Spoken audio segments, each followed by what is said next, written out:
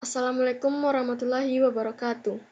Perkenalkan, nama saya Salsara Mahani dari Prodi Manajemen Fakultas Ekonomi dan Bisnis Universitas Bung Hatta.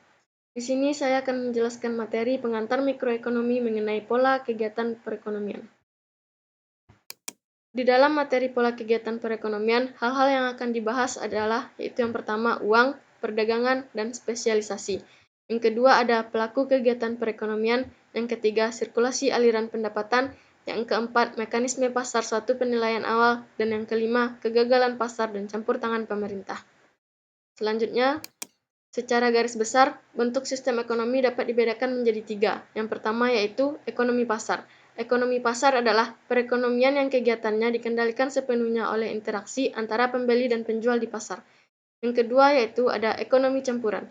Ekonomi campuran adalah sistem ekonomi pasar yang disertai campur tangan pemerintah. Jadi di sebagian besar di dunia ini menggunakan sistem ekonomi campuran, yaitu sistem perekonomian pasar yang disertai campur tangan pemerintah yang dalam mengatur kegiatan ekonominya.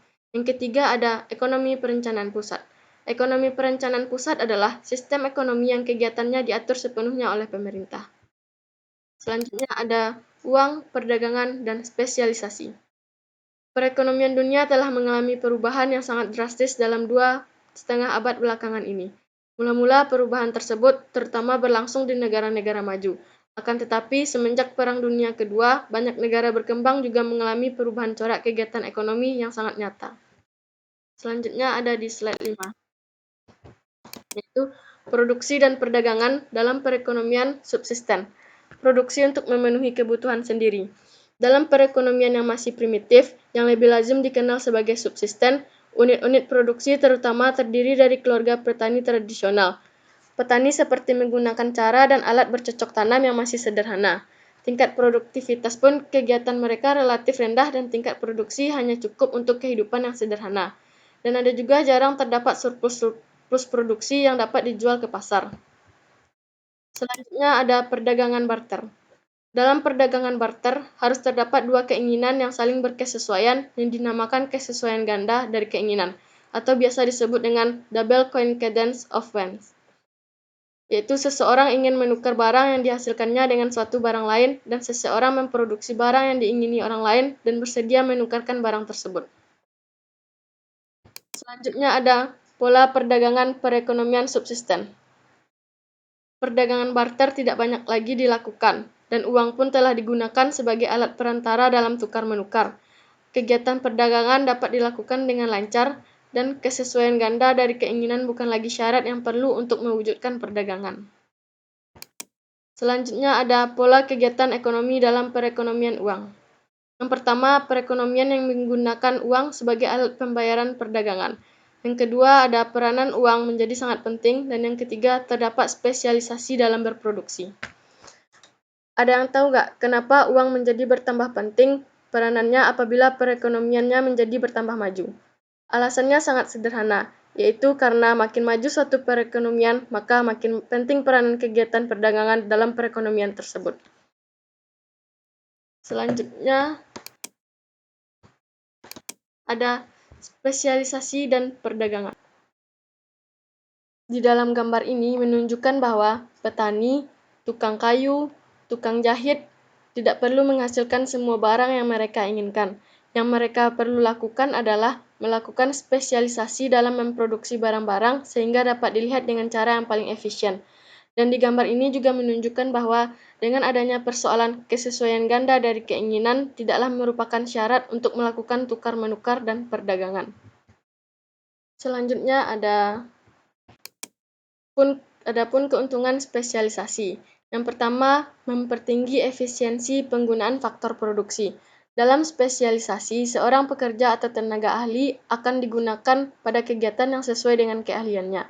Yang kedua ada mempertinggi efisiensi memproduksi.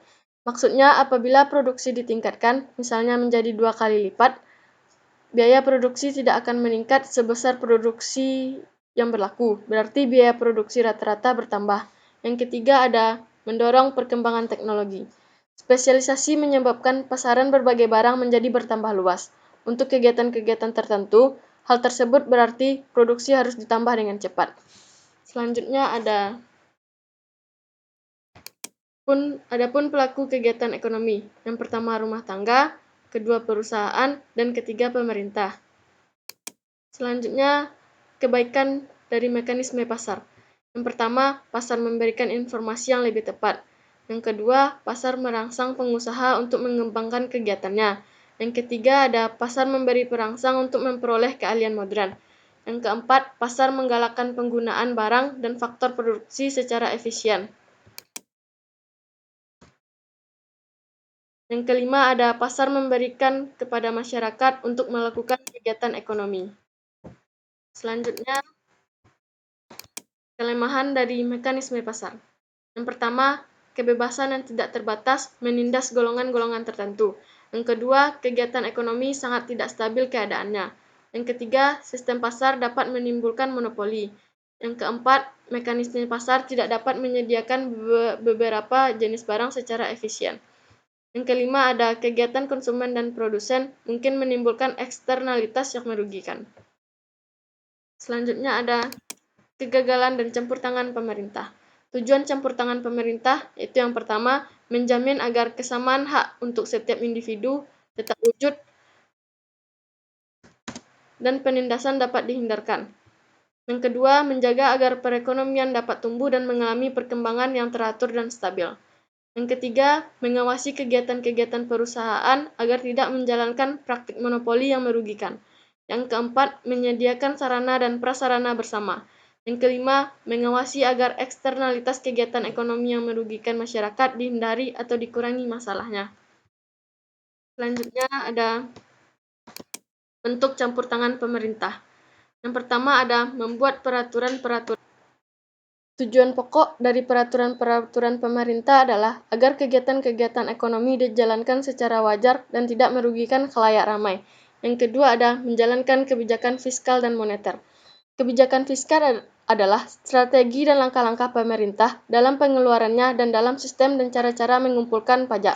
Sedangkan kebijakan moneter adalah langkah-langkah pemerintah untuk mempengaruhi situasi keuangan dalam perekonomian. Yang ketiga ada secara langsung menjalankan kegiatan ekonomi. Selanjutnya, yaitu masalah-masalah pokok setiap perekonomian. Yang pertama ada barang dan jasa apa yang harus diproduksi. Yang kedua, bagaimanakah caranya memproduksi barang dan jasa tersebut. Yang ketiga ada untuk siapa barang diproduksi. Sekian, terima kasih presentasi dari saya. Assalamualaikum warahmatullahi wabarakatuh.